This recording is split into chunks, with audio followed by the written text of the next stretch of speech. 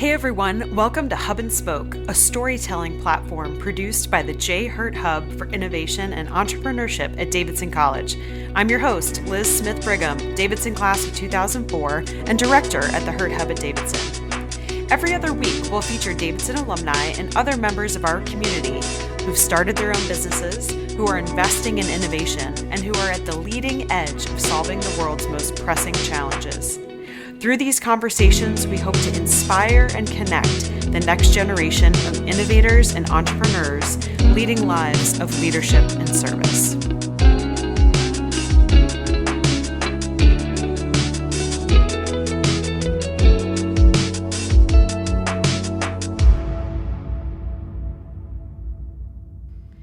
Hey everyone, before we get started here with George and Dean, here's some quick housekeeping. So please ask questions in the chat and direct them to my co-host, Major Gifts Officer and Coordinator of Student Engagement at the Hurt Hub, Kevin Cook, Davidson class of 09. And we'll start the Q&A immediately after our initial conversation about halfway through the hour. And for those of you who had friends or family who had intended to come today but just couldn't, we'll also be sharing a recording for you. So stay tuned to our newsletter, The Hubbub, which you can also register for on our website, hurthub@davidson.edu if you haven't done that yet, or our Hurt Hub at Davidson social media channels, Twitter, on Instagram and Facebook. And lastly, if you do have any questions or would like to follow up after this conversation, you can get in touch with George, whom we'll introduce in a moment with Dean, at george@boldmusiclessons.com, all one word. So let's jump in and welcome George Ramsay, Davidson class of 2013, and Dean Williams, Davidson class of 2011 to Hub and Spoke. Welcome, guys.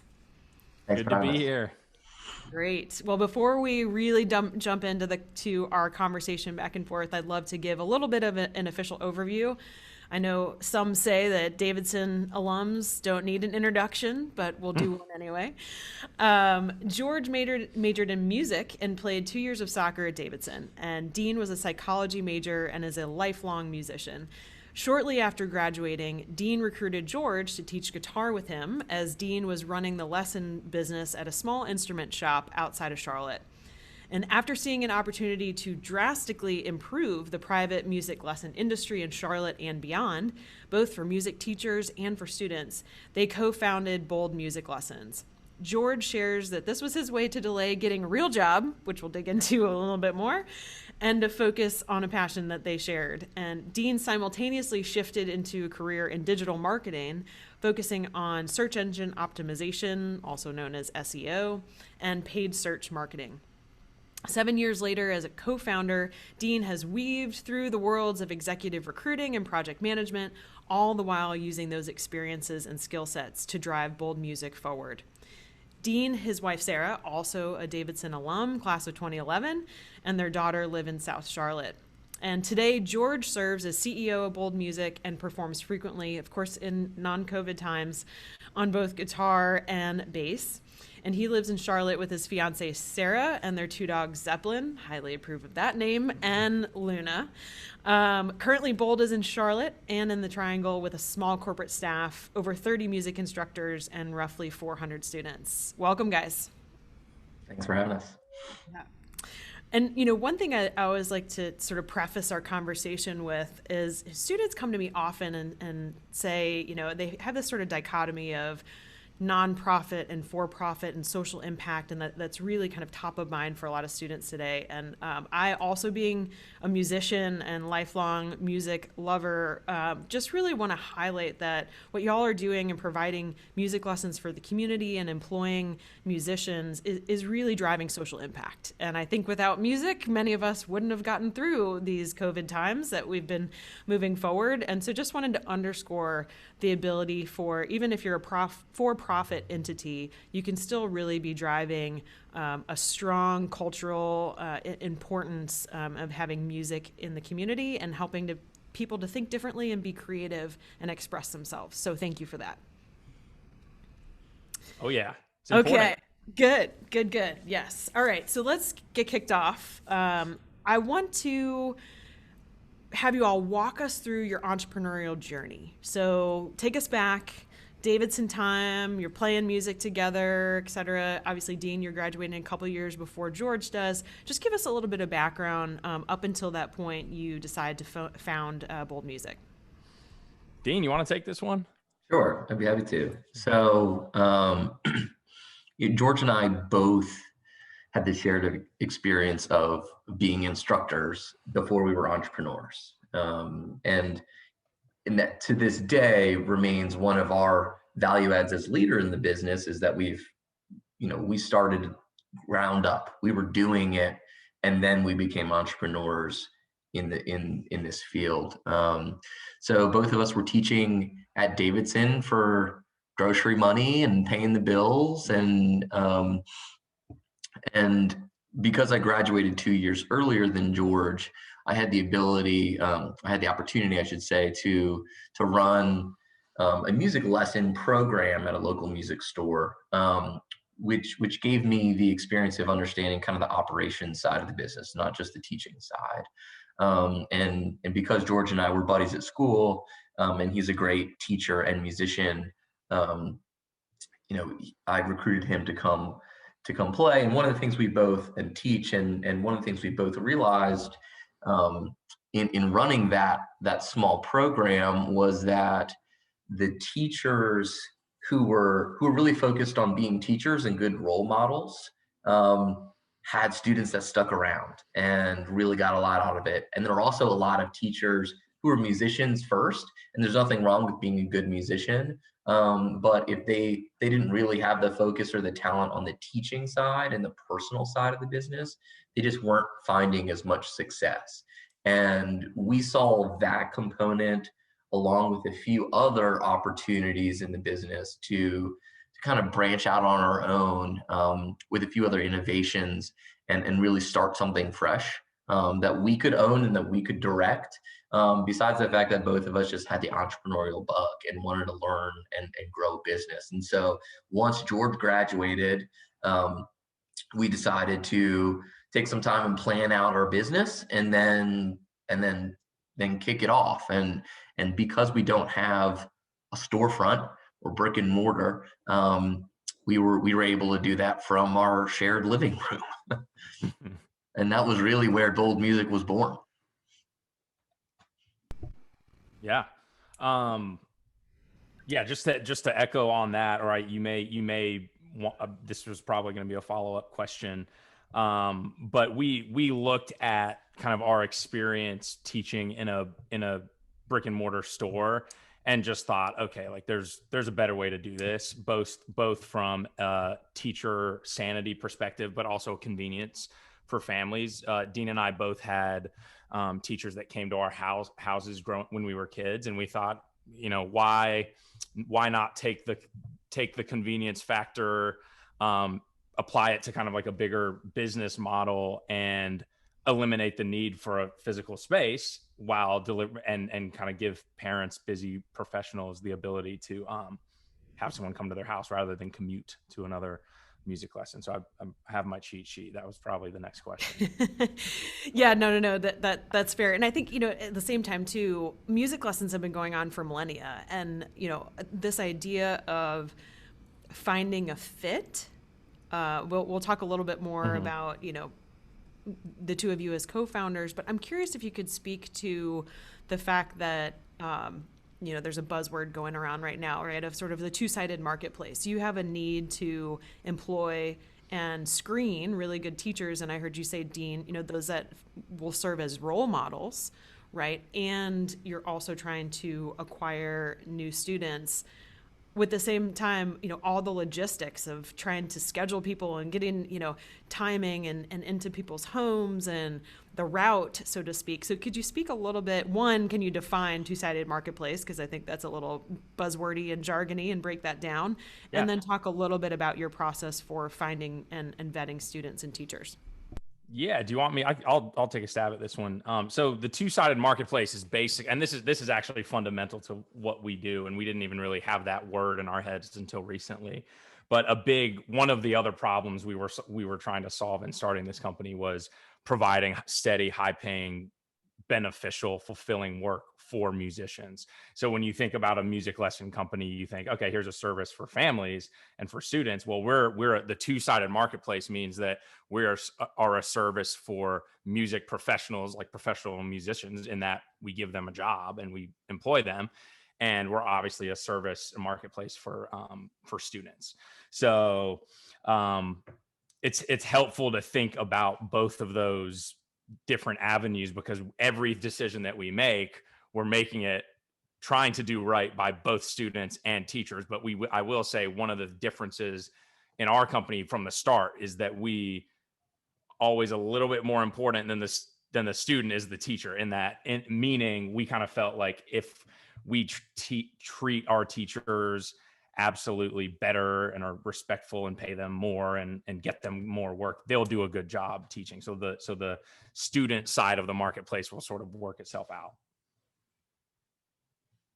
Yeah, I mean, I think an easy way of thinking about that two-sided marketplace is you're playing matchmaker, right? You're not serving one, you're serving both sides, and being really good at being a matchmaker is what helps differentiate Bold, right? Like an Airbnb is a two-sided marketplace, but they have technology that does that in between. And for us, yes, there is some technology, but ultimately it's kind of a white glove, high touch service, really knowing the teachers and what they're good at and who they fit well with, and then asking the right questions of new students in order to make a pairing that fits really well and lasts for a long time. Well, since you brought up technology and we are in the pandemic, my mom always used to say, luck comes to the prepared mind. And so could you speak to a little bit of the fact that not that you anticipated a pandemic, but it seems that you might have been a little bit more prepared for it in bringing technology and kind of pivoting off of what you said too about the convenience factor, and that is a differentiator for you. Can you speak a little bit more about that? Yeah, Sure. yeah. Dean, do you want me to take this? You want to take this? You tell me. We should have had a sign language for who should take what. I'll take first stab at it. How's that? Yeah. So it's funny because, like you said, luck and preparedness are important factors in running a business. Both are. And for us, we certainly got lucky here. No one anticipated a pandemic coming, but really to George's credit, he was already trying to solve a logistics problem that we had been running up against. And so the way our business works is that when a student and a teacher are paired up, they get a regular time. So the same time, same day of the week, every week for a lesson. But what happens often is that there's a vacation or there's a t-ball game or something causes the need for a makeup lesson that's outside of that regular schedule. And when there's a teacher that's traveling, that's really difficult, because one of the things we do is we try to make sure that our teachers are working in the same area at the same time of day, kind of how FedEx, right? They're creating a route for their drivers. We're doing the same thing. And then when things are shuffled around, that causes a logistics problem. And so George had proposed a video platform as an option for makeup lessons. And one of the things we were wrestling with is this something that people are going to find to be of a similar value, right? We want to make sure the experience was equivalent, because they paid for the lesson. We want to make sure that they were getting what they paid for. And so we did a lot of wrestling on that. And one of the things we did was we wanted to make sure that it was dummy proof. So we had a portal built into our website. I mean, we're using Zoom, but it's white labeled, and there's a link for their teacher's portal, and it's very easy for both sides to use. And in doing that, then when the pandemic came, literally a month later, after the teachers were trained on this and it was rolled out, we were essentially able to flip the switch and bring everyone over to this virtual platform that we had already built out. So like I said, there was a preparedness and a thinking ahead element in terms of creative problem solving within the business, but also just luck that we had done it at the right time before the pandemic came. Absolutely. I mean, I think you nailed pretty much all of that. I think the other piece of preparedness too was just the fact that this was a problem that we had been kind of stewing over for, we ran into a problem in 2019 because we had a lot of really busy teachers. So it was, in a way, it was a good problem to have. But as we went through the year, as we went through 2019, we spent a good chunk of that entire year figuring out what the heck we were going to do. So by the time November came around, we had settled on, okay, this is the platform. This is the language that we're going to use to tell people that, hey, sometimes you're going to get video lessons. But the most important piece, I think, was also being prepared in that, like Dean said, we had to it was important to know that a Zoom video lesson is not the same as an in-person lesson. The challenge is to still don't make it any worse. Just use what is beneficial about a virtual platform to your advantage, and don't try to make it something that it isn't. So we did extensive training, giving tips and kind of little mini workshops for teachers to have them ready to go. So like Dean said, I was actually driving back from a gig, the last gig that I played, actually, like the weekend all this stuff went down, and we were able to just essentially send a mass email out to people saying, hey, we're switching to virtual. So it was definitely luck. There was some preparedness, and I do think, being on your toes and thinking ahead of things is very critical, but so is luck. Luck definitely makes a big difference. Yep. Yeah. Well, maybe that dovetails nicely into, bringing it back to Davidson and thinking about how did Davidson prepare you, aside from the obvious, you were a music major, right? Or you were a musician, a dean, and taking music classes and creating music with George. Tell me a little bit about your Davidson experience. How did that provide a foundation and support for your journey? And then if you want to shout out to any professors in particular or classes in particular that students might be taking right now as they're back on campus. Oh yeah, I'll start here. Shout out to Neil Lerner. I see you're in here. He was one of my favorite professors in the music program. So I think the crucial piece of the Davidson experience, that it sounds kind of cliche, but the whole idea of you're there, you're taking classes on a variety of subjects.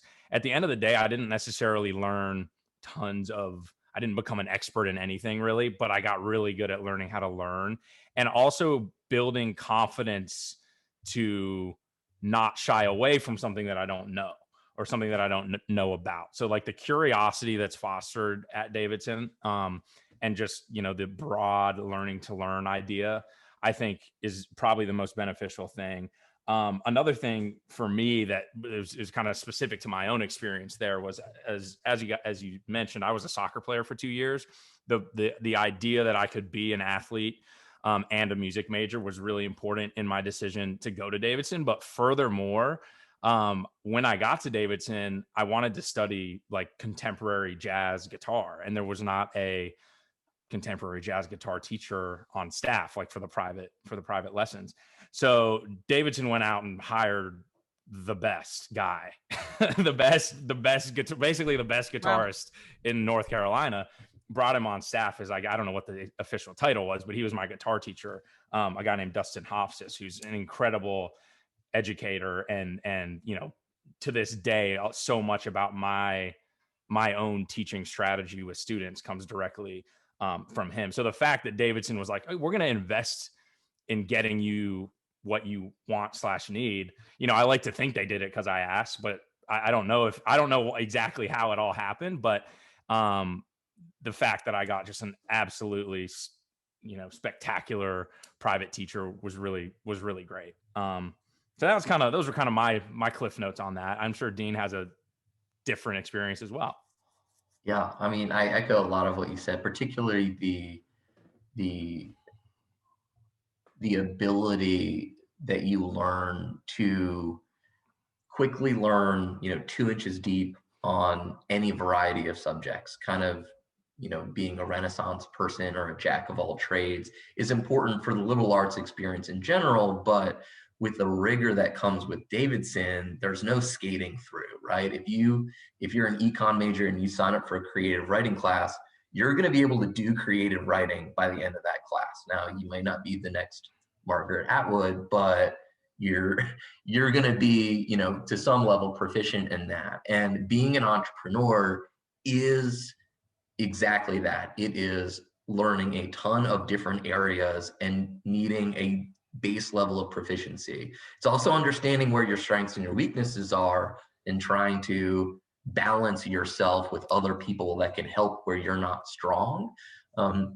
But being able to get in and kind of learn it all is really important. And then also the communication side, Davidson puts a huge emphasis on writing, discussion in class, and that there may not be an obvious line from that to entrepreneurship and running a business, but when you get into it, you realize how important it is to be able to articulate your mission, articulate what you're doing, or even just within the folks that you're working with, make sure they understand your vision and get everyone aligned. And that's an invaluable tool that comes from Davidson. And I think Davidson does better than many other places. And I know I don't need to sell this crowd here because we're all invested in Davidson, but that was certainly a valuable experience.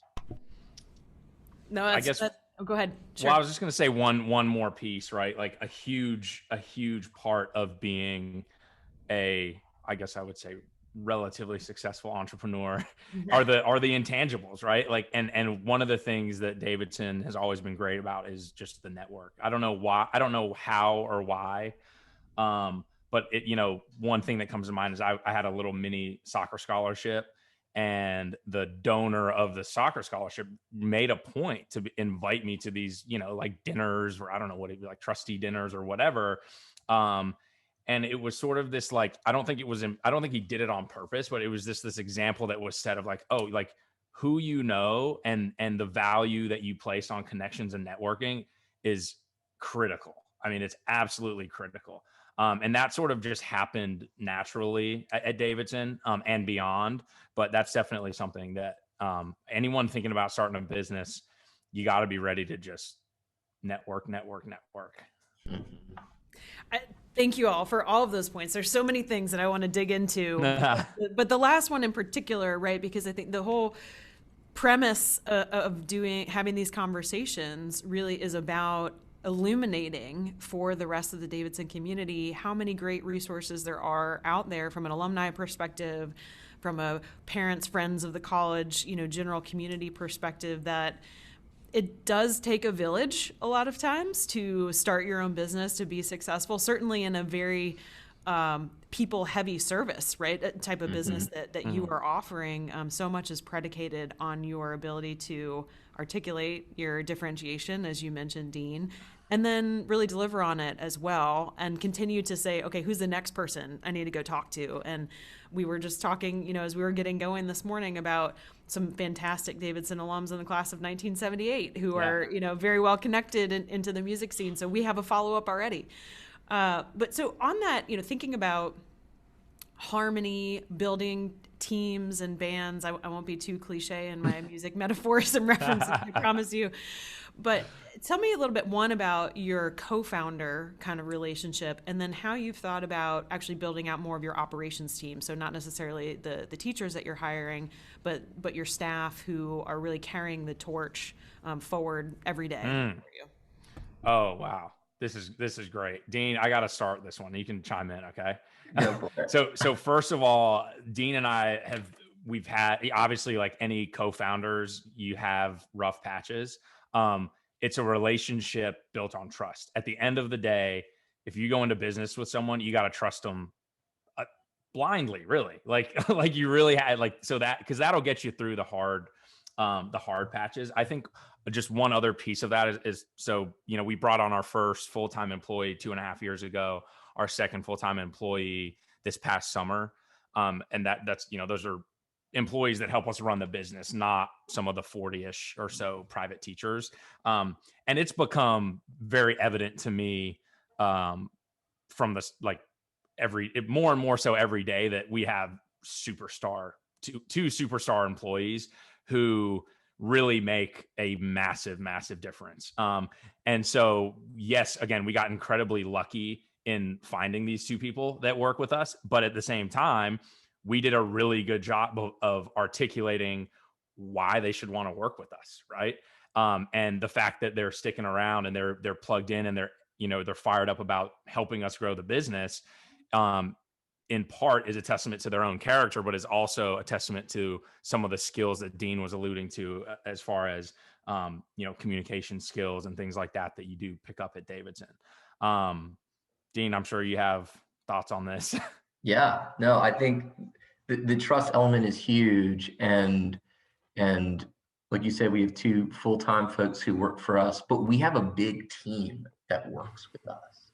And the reason we have a big team, most of whom aren't full-time, but are consultants or are part-time, is because George and I have taken a lot of time to figure out where we need help. In fact, we're actually a lot alike. And so oftentimes you will hear, back up a second, oftentimes you will hear of co-founders who really balance each other out, right? One's the numbers guy, one is the creative guy, the Steve Jobs and the Steve Wozniak, right? George and I are both Jobs or Wozniak. I don't know which one you want to be, George, but we balance each other emotionally, not so much with like skill sets. Right. So we went out there and we found people to do the other pieces of the business. Shout out to Kevin Moore, who's our CFO, who, he is a CPA and he can do those things that, we're not going to spend our brain power on. We've got folks doing marketing, PR, admin work, and all of these things that we realize we can actually take great advantage of, bringing in people kind of consulting and part-time, outsourcing it to these folks so that we can spend our time on what we're good at. And when you think about making a hire, if you're thinking about running a business, one of the things I would encourage you to do is say, how much time per week does this problem or work stream need to be dedicated to? And then use that to inform how and who you bring on, right? We brought on some full-time people to help with scheduling and who were basically jacks of all trade. But if we only need someone answering the phone 10 hours a week, then outsource that. Get someone to do that 10 hours a week. Don't bring on a full-time person to do that. So that's one of the things we spent a lot of time kind of sorting through and correcting over time as we went as well to get to the right answer. It also kind of points back to like some of these people that we've brought on in a limited capacity, like Dean mentioned, to help us with marketing, SEO, things like that. That's also a direct result of networking, right? Mm-hmm. So Dean found like one of the most important people that we've ever brought onto our team is the guy that helps us with our digital marketing and our SEO. And the way that would literally Dean can talk to it a little bit more, but it was a friend of a coworker friend or something at one of his old jobs. It was like, oh wait, this guy really knows what he's talking about. He became a friend, but he also got plugged in. He's been with us for 5 years, absolutely crushing it. Right. Mm-hmm. So it's kind of always having your ear out when you hear of someone that could kind of play a good positive role in what you're doing, and then getting them to buy in and be like, oh, this sounds fun. Yeah, I would say every single role that I feel like I've ever had or been, professionally has come as a result of somebody's, third cousin that I worked with, at some point in time. I actually am in the role that I just came from just before returning to Davidson. I had a woman that studied abroad with me in Sevilla, who was actually on my advisory board. So never know, like these things happen. So I do think that's important.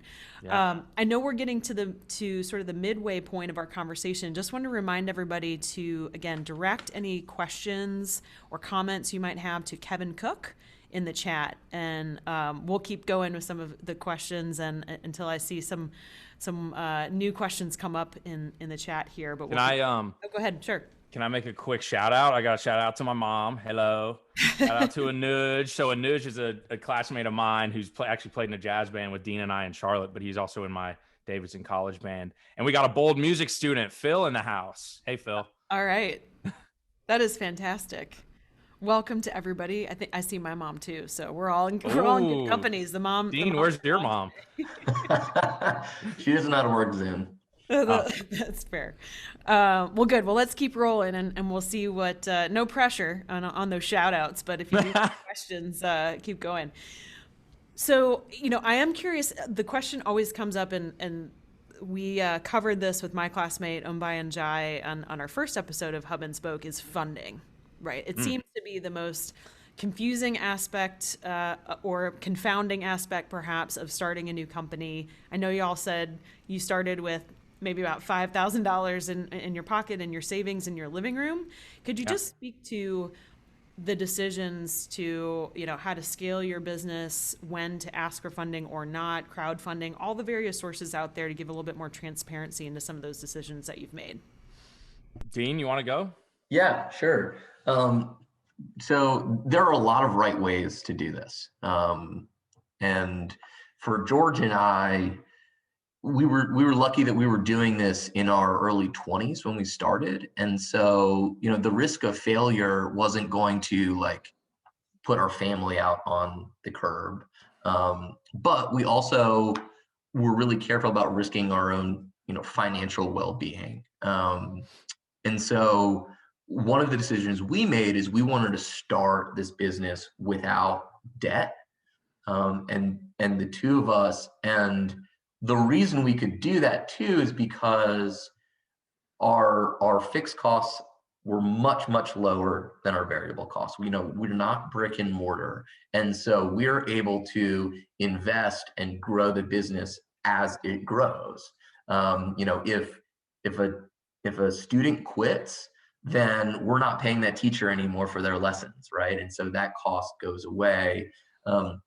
And that was huge for us when we got started, besides the fact that we bootstrapped a lot of it. I mean, I was working in digital marketing, so I was the one who set up all of that online marketing stuff. And we had connections that gave us deals, again, through networking, on, creating a great website and things like that. And so it was important to us that we didn't take on debt to begin with.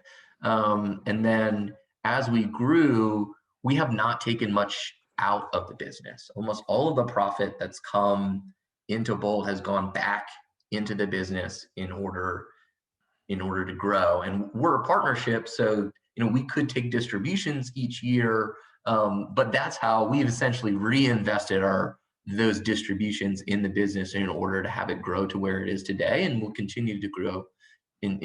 We'll continue to do that moving forward. We expect that there will be a point in the near future, probably, where scaling will require more capital, right? We're in 2 major markets now, and really that's a test case where if we can say, all right, we know how to do this and take our stamp and stamp it on other cities, that might take a little bit more capital than we have to do that. And then maybe leveraging the business a little bit or taking on some investment would make sense at that point. But again, lucky that up to this point, we've been able to fuel growth through the profit that's come in and have never been in the red. Yeah. So I think you covered 99% of that. The idea of funding to us, and I kind of want to just say this to anyone who's thinking about starting a business, you don't necessarily need funding. So the idea of funding to us too, when we were, finishing up at Davidson and thinking about starting a business, was how would we, what is funding? How do we do it? What would we do? So we just kind of by necessity started a business that didn't need funding. And being fresh out of college is a good time to start doing that. I had student loans. So even if you have student loans, it's still doable when you're, fresh out of college and you don't need much money to live on. Don't let the fear of, oh, I don't know how to get funding, or I need funding, or how am I going to do this? Just get creative and just do it anyway. You can figure out funding later. We still haven't figured out funding.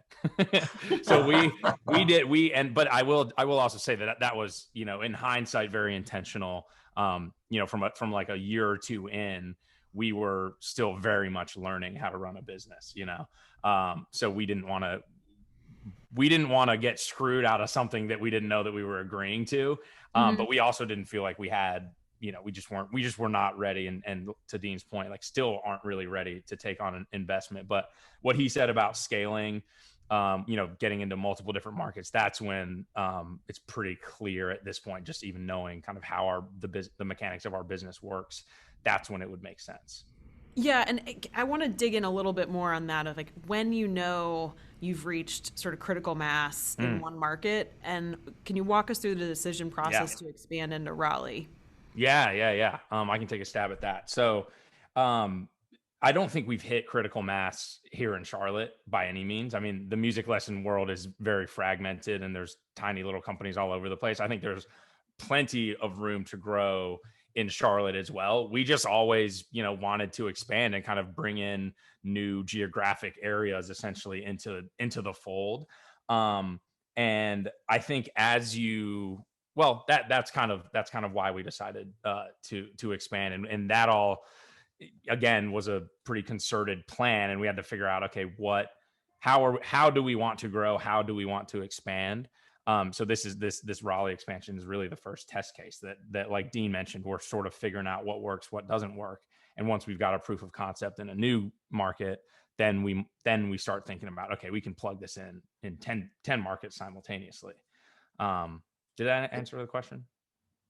And we really think about, just to piggyback on that quickly, sorry, I know we're both fairly verbose, but just to piggyback on that, our business is really going to see, I feel like it's going to catch the wind in our sales when we're in multiple markets, because we can be centralized. We can continue to do what we do right now for 1 or 2 markets for a lot, from the same place, and hopefully with marginal increases in our staff and the effort that we're putting in from a centralized perspective. So that's really when hopefully Bold Music will find its greatest success. Besides the fact that I feel like we talked about some of the decisions we made earlier, but one of the things that's important to us is just providing really good music lessons for people. And a lot of folks think about starting a business as you need that next great idea, or you need something that's unique. And I think there are things unique about our business, but ultimately what makes us successful is that we're doing something that people have done for a millennia, as you said, Liz, but we're making sure it's done really, really, really well. And so we want that experience for other people in many cities, and we believe in that. And so we think that when we plug in there, yes, we've got to figure out the business side of things, but if we stay true to our core values as a business, and what we believe in and why we started it and we're passionate about, then it'll keep growing there. And I know I just went off on a tangent, but it's something that we're passionate about. Yeah, no, I appreciate everything that both of y'all said. And in fact, the point that you just made about, okay, yes, this might be a fractured market. We've been hosting or giving music lessons for millennia. This is not a new concept, but you're doing it better, more intentionally, with values focused, sort of execution, I think is something that's really important. Something, again, that came up on our previous episode of Hub and Spoke. The market, especially if you're dealing in consumer markets, is vast, right? And you have a lot of opportunity for growth. And even if competitors, maybe like I'm losing the name of the company now, but the more rock focused. Don't say it. I won't say it. Music lessons competitor out there. There's a lot of room to grow, and you don't necessarily have to have this earth-shattering novel idea. If you can do it faster, better, smarter, more efficiently, more empathetically, whatever that case may be, it's important. Okay, now the chat is blowing up. Now that we got all of our Zoom pieces fixed, I do want to just wrap up really quickly with a speed round on the last sort of prepared questions, and we'll dig into what I can. One is, we are really focused on building a community of entrepreneurs and innovators here, and the success of that community is predicated on trust and respect and networking, sort of mutually beneficial activities. So one, what's your advice to students and others who are looking to get into this realm of work or start their own business? And two, what's your ask of us and how we can help you? Oh yeah, Dean, can you do the ask? I'll do the advice. I mean, and I'm sure you've got some advice too, Dean. It's But our ask and the advice is pretty much the same thing, right? It's plug in with us. That's our ask. And this is to folks who are, entrepreneurs and business leaders who've been doing it for forever. We would love your mentorship.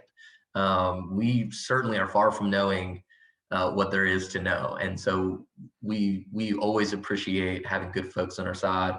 And for the students or new grads who are watching, or folks who are kind of our contemporaries, plug in with us also, because we want to hear your ideas and we want to help and return the favor, because so many people have helped us, and that might be an introduction. I think I've had like 4 real jobs since I graduated, and a Davidson alum has been my connection on every single one. And so, and here with George too. So we want to return that favor too. And whether that's coffee, whether that's an introduction, or whether that's, an internship with Bold, we want to help. totally. Could not agree more with all of that. One little next piece of just other quick piece of advice. I think what I really think, the more that I think about it, what separates an entrepreneur from a normal person is fear of failure, right? We can just be ready. Like, it's scary. Trying something new is scary, and you might fail. Do it anyway. It's not that big of a deal if it doesn't work out. I think fear a lot of times cripples people, because everyone's got great ideas. And the fact of the matter is, I think most people can run a business, or start a business if you've got a good idea and a good plan. Just don't let fear stop you from doing it. No, that's great. You dovetailed very nicely into our mission here at the Hurt Hub, is to really provide students in the community more access and exposure to entrepreneurship and innovation, but all in that spirit of a safe space to take risks and push the boundary of their thinking. I always like to say, it's kind of fun to do the impossible, which is a Disney quotation, but that's a sort of ethos that runs through what we're trying to really drive forward here with students. Okay, so we're going to pivot now. Dr. Neil Lerner, of course, who's been a big supporter of us throughout this endeavor, and also I think I maxed out on all of his American music history classes while I was a student. So he asks, after being out in the world and working in music, what kinds of classes do you wish you had had at Davidson? And he's interested particularly in what sort of music-related training you would have liked to have had. Oh gosh, Neil, I think your video game. I don't know if you have taught a video game class, but I'd like the film music type classes were actually so helpful. I think if there can be more emphasis on like scoring and even just like commercial, like audio type stuff, I'm thinking really just in terms of like the music program. So like if you want to make a living with the skill set that a musician might go into the real world with, knowing how to produce, and kind of knowing sort of like you're probably going to make money doing commercial things, that I think would be really helpful. And I know that you've done work on video game music, so I think it would be cool to do some. I think there's a nice connection in the commercial world, like through that lens. Dean, I don't know if you had anything from the psychology department perspective to add on to that, or the intersection of psych and music, but. Well, there's a ton of intersections between psych and music, but from a making money perspective in music, no, I think that there's some things that Davidson could offer that it would be hard to do as a class, but kind of a financial literacy bent might be helpful. How do you use QuickBooks? If you're going to run a business, you need to know how to run a P&L, profit and loss, and some of that blocking and tackling might be helpful. Maybe there's an entrepreneurship 101 class that could cover some of those things that I don't think was there when I was there. I don't know if that's an opportunity for students now or not, but I think that would be really cool, and would love to audit that too if that happens. Oh yeah. There could like also I think I took one econ class. Like, I'm not acting like I took a bunch of econ classes, but I think it was econ 101 or something. if like really having some like I guess you would call it microeconomics. I actually don't know, but just to Dean's point, like things that would be like case study. Actually, this is what happens to run a business and make the economics work. I think that'd be a really cool thing to have. They probably have it already. Yeah. Well, you're giving me some great ideas for programming and classes at the Hurt Hub, and Dean, thank you for just a forecast or a foreshadowing of what I was going to talk about at the conclusion of this discussion. We are launching another round of our Lean Startup class starting February 17th. So if you would like to audit that, it's taught by a local instructor here. I'm happy to get you those details. Send me the deets. All right. Okay, so let's take a question for from a first-year student, Delario Nance, and they are planning to major in mathematics, but also plays the viola, maybe has a plan to minor in music. And so could you speak a little bit about how bold music and maybe the music business itself, how prominently are mathematics and computer science used, and in what ways? Oh my goodness. That's a math and computer. I mean, music is math, right? And running a business is math. And I have a friend who did a PhD in computer science about, there's so much.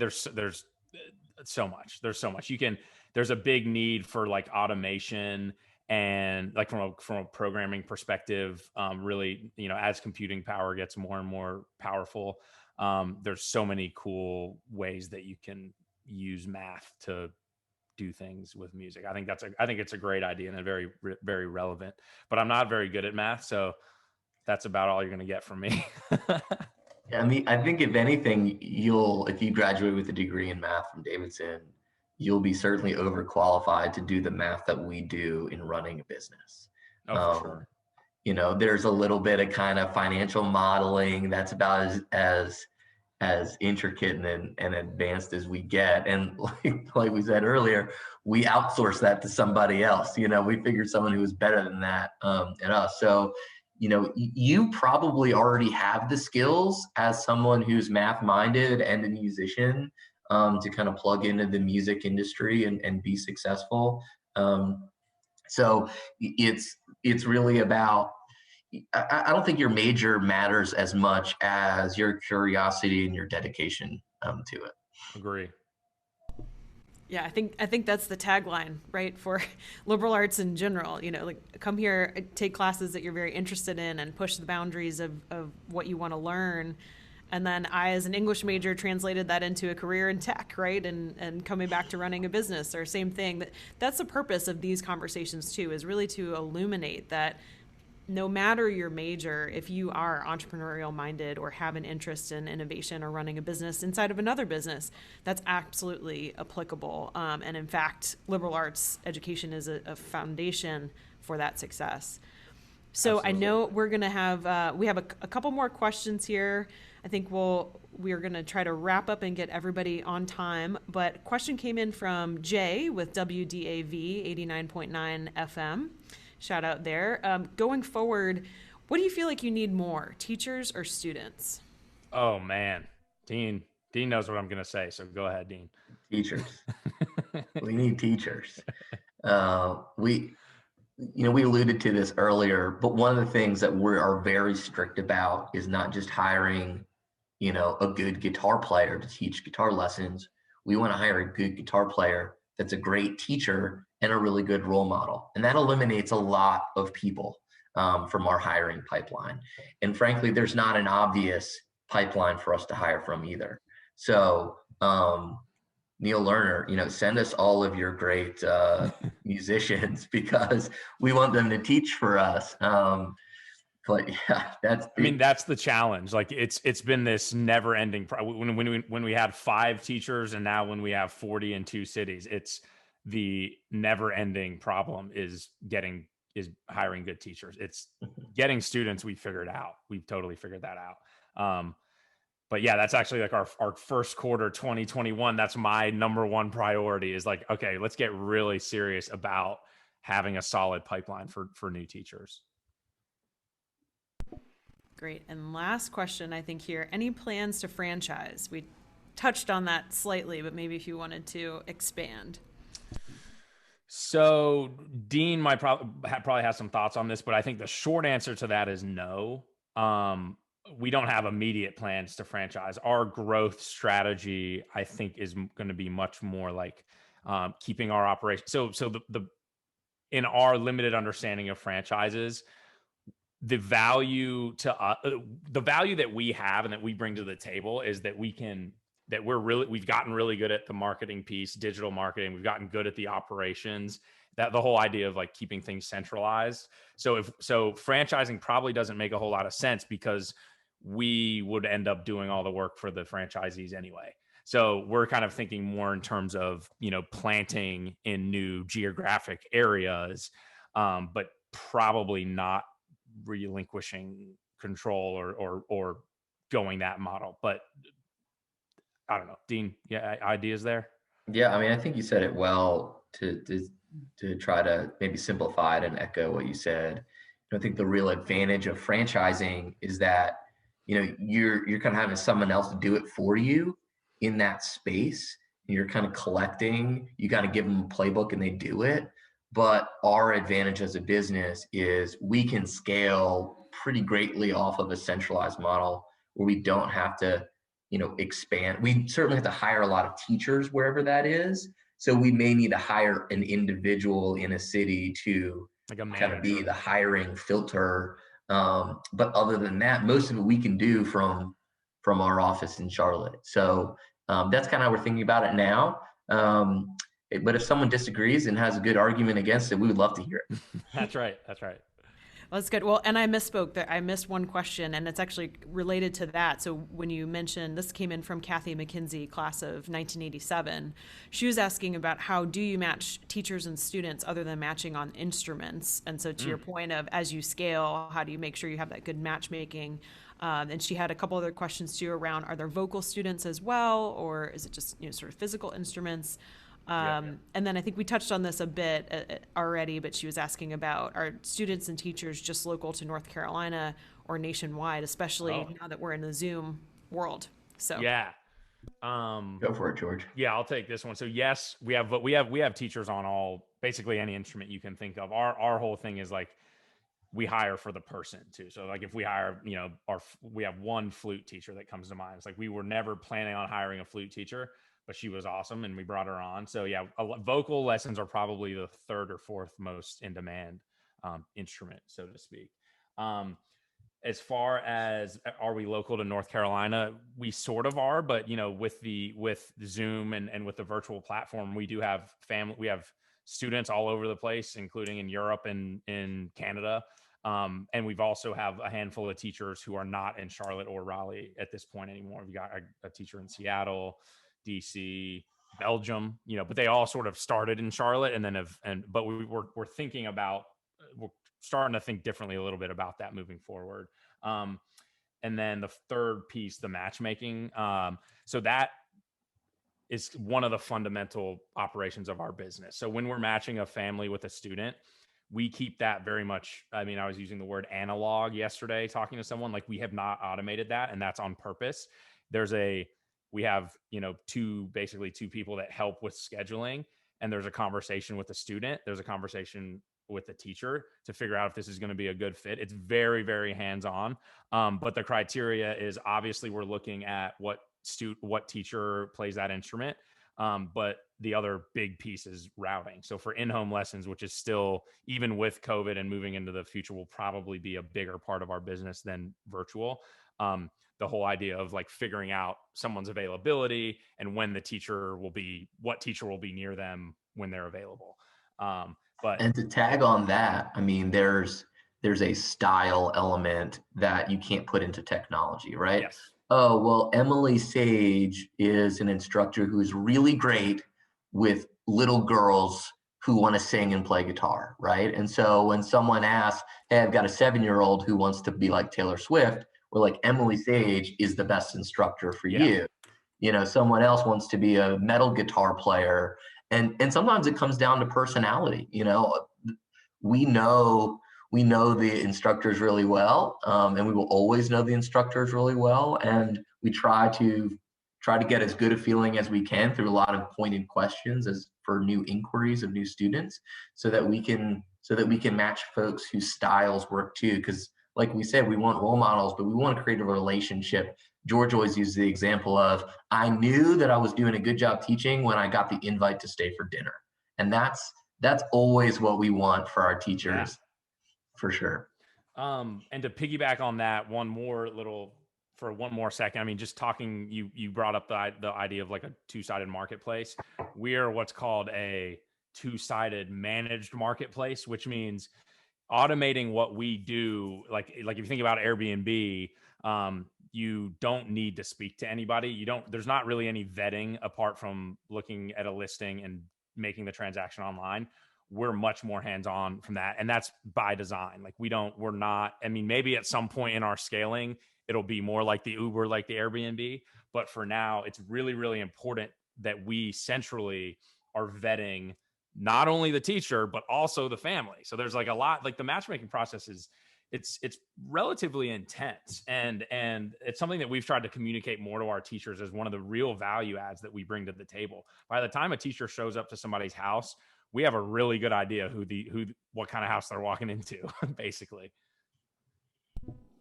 No, that's great. And I know we want to keep to time here, and y'all probably have other calls that you need to jump onto.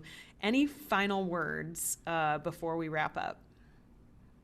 Oh, wow. Keep in touch. Like I love meeting people. You can shoot me an email, george@boldmusiclessons.com. Throw us a follow on social media, at Bold Music Lessons on Instagram. We do a lot of posting there. But one of our things, I've always been a team type person. I played soccer, music, playing in a band is like being on a team. Collaboration is something that I'm super, super fired up about. Dean is as well. We love collaborating. If you have ideas, like just shoot us an email. Like you never know what'll come from a fun conversation. Yeah, we hope that each one of you follows up with us and has another question or wants to grab coffee. We would consider that to be a success for sure. And we appreciate the opportunity to share a little about our story. I mean, the Davidson community has done so much for us. And so, we want to make sure that we can give back, and we appreciate all of you greatly. Well, thank you so much. And shout out again to George and Dean for just a great conversation today. In the spirit of collaboration, just to let everybody know too, and stay tuned for, hopefully we're going to be turning these into a podcast, and had a great opportunity to collaborate with George on our intro and outro music and all things coming soon. So thank you all. I just have a couple quick announcements because we talked about it. As I mentioned, we are launching the second iteration of Building a Lean Startup class, which will be all virtual unless something turns around, but that'll be a great opportunity for us to meet with folks across geographic boundaries. That'll begin on Wednesday, February 17th. The registration link is down in the corner there. I'll be sending an email out with this information as well. Free for Davidson students, paid tickets for others. And then lastly, we're going to continue the conversation. Really excited to bring Mike Guggenheimer, Davidson class of 96, who's the CEO of Blumenthal Holdings, LLC. He will be our next guest. And of course, we would love to have you all and register and have a great conversation again. So save that date on February 12th at 12 p.m. Eastern. Thanks, everybody. Thank you to our guest. We'll see you next time. Bye-bye. Thank you, guys.